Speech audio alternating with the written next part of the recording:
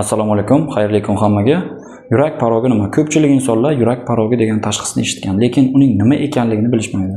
Yurakda klapanlar bor. Klapanlarning asosiy vazifasi qonning harakatini bir tomondan ikkinchi tomonga o'tkazib berish.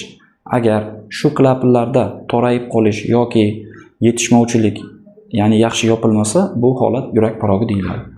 Yurak paroglari ikki xil bo'lishi mumkin. Bu tug'ma yurak paroglari va orttirilgan yurak paroglari. Tug'ma yurak paroglari inson tug'ilgandayoq paydo bo'ladi.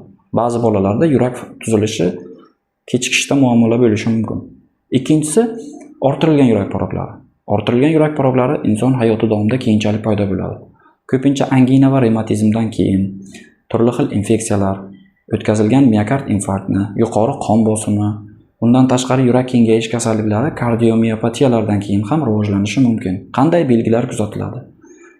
Hansirab qolish, tez charchash, ish qobiliyatining pasayishi, nafas qisishi, ko'krakda og'riq va og'irlik hissi, bolalarda esa bo'y o'smasligi, tana vaznining oshmasligi kabi belgilar kuzatilishi mumkin.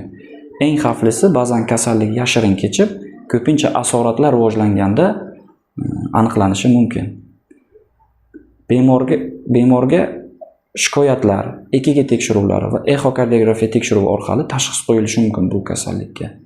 Vaqtida kardiolog ko'rigidan o'tib, o'z vaqtida aniqlanilsa, inson uzoq vaqt faol hayot kechirishi mumkin.